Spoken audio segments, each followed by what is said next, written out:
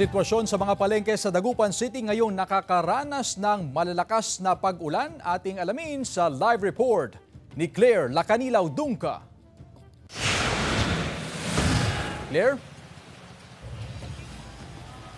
Chris, andito tayo ngayon sa Malimgas Public Market sa Dagupan City at ngayon nga nakararanas nga ng pag-ulan dito sa pamilihan.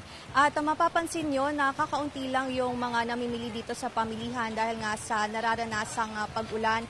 Ayon sa ilang mga negosyante, bukod sa matumal na bentahan, ay iniinda rin nila yung madalas na pagkasira ng kanilang mga paninda dahil nga madalas na mabasa ng ulan. At nagtanong-tanong tayo sa ilang mga negosyante, may mga nagtaas o bumaba yung kanilang mga presyo ng kanilang mga paninda. So price update tayo muna mga kapuso. Sa ngayon, ang mantika ay umaabot sa 95 pesos ang kada litro. Ang asukal ay umaabot ngayon sa 85 pesos ang kada kilo.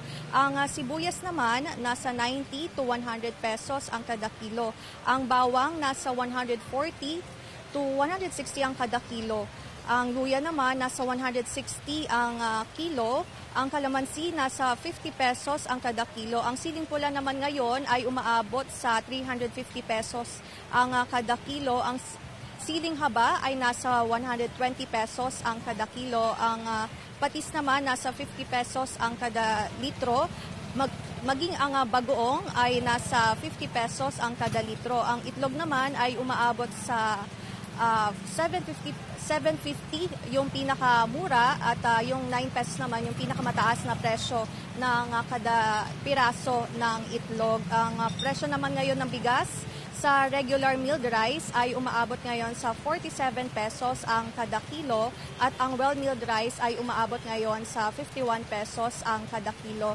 Inaasahan nga ng ilang negosyante na magtataas pa ang ilang mga pangunahing bilihin dito sa Malimgas Public Market. Gayon nga na nararanasan pa rin yung pag-ulan dito sa pamilihan at patuloy ang paalala ng otoridad na maging mapanuri sa kanilang binibiling produkto dito sa pamilihan ngayon nga na nakararanas nga ng pag-ulan.